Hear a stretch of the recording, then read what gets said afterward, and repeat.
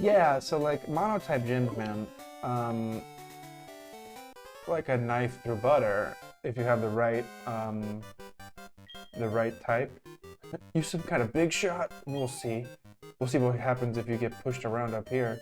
Think you'll stagger and fall? Jesus Christ, you're gonna kill me, dude? No fucking murder. That's not cool. People here are training night and day to become bird Pokemon masters. I forgot they call them like bird Pokemon, but like flying type gym. I guess that is a theme, and in keeping with what I was saying, that like the monotype gym idea is, I mean, I guess it's a lesson in like super efficiency of Pokemon moves and shit, but like it's boring. It's been done before. There should be some other like theme, like people have talked about having like a big Pokemon and it's like Wailord and Snorlax and whatever the fuck. And there are moves that do different things contingent upon weight or size, right? So like that might be interesting. Like Grass Knot does more damage on heavier opponents and shit like that. That'd be way more entertaining than just this played out thing of types, man, because I just like pick a move and I literally just smash the A button, in this case the L button, because I did the L equals A thing. But I just keep going through it. No, I don't want to switch. And I just wreck the team for the most part. And so like having and I've noticed now actually that this Zubat was not in the original lineup, I don't think. In this ROM hack, I'm pretty sure it's new. And so like the ROM hacker tried to do some, you know, while keeping flying types on the team, tried to create some diversity, which does help. You know, having flying poison, having flying psychic, whatever the fuck it may be, helps the dual typings. But ultimately the monotype gyms, oh, I'm about to wreck this Wingull. Get out of here.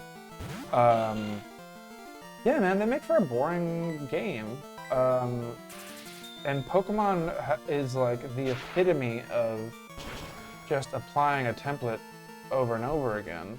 And I don't know, it's kind of boring. It's literally 8 generations of doing the same shit. I know Sun and Moon didn't have gyms, but like the Island Challenge was comparable, and I think probably in some cases more interesting, but in other cases more boring than a gym. I mean, you do an errand, which sometimes it was actually kind of fun, but then you fight a totem Pokemon and that's it. I mean, like, the totem Pokemon oftentimes was a challenging idea, but a totem Pokemon is the same thing. You do a battle. You do some shit and then you do a battle. And they did that in Sword and Shield, in some of the gyms, or in all of the gyms, right? They had tasks? Yeah. Which I think is better, for sure.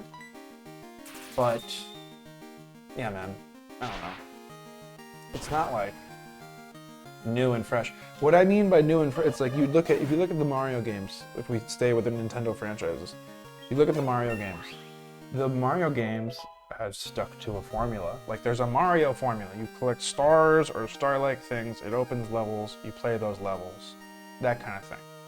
But if you look at like anywhere from Super Mario 64 to Mario Odyssey, the implementation of that formula is drastically different compared to Pokemon.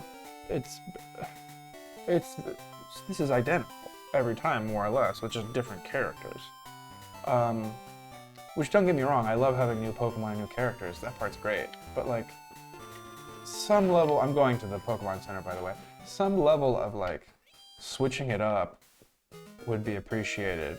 And the other problem with the Pokemon series is that like the games are rushed as fuck, and so they can't really develop them out the way they want to with the time that they want to. The reason Breath of the Wild was so good is because they had ideas and they had time to develop the ideas. And we could have a Breath of the Wild and Pokemon where they like they take the same template, but again, Zelda, like Mario, has the same template, right? Where you're a hero, you fucking get a bunch of items and you save Zelda. and there's dungeons, and you get the stuff from the dungeons, and the stuff from the dungeons makes you stronger, right? There's that core formula there, but they switch it up. And Pokemon hasn't switched it up at all. The most switch up there's been is like, I mean, Gen 4 was great. While there was not much switching up, I'll be frank there. I thought Gen 4 was fantastic back when it came out, like within the context of when it came out. And Gen 3 was also really good.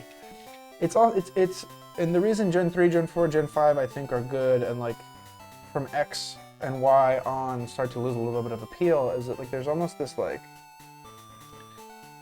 I don't know, there's like this attention to lore and detail and stuff that isn't paid attention to as much anymore.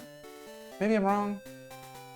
Maybe I'm wrong. Like if you look in Sword and Shield in the towns, an example of this, if you look at Sword and Shield in the towns are all like one house, maybe two, and there's like a back half in the first gym that you can't even go to. You can't even explore and talk to people. Whereas the first game had had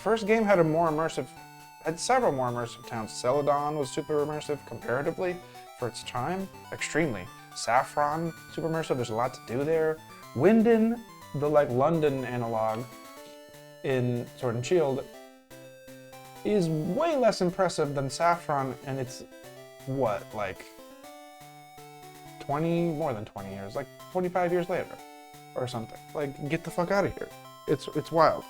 But like I was saying, this has become me not playing in the Pokemon rant, so welcome.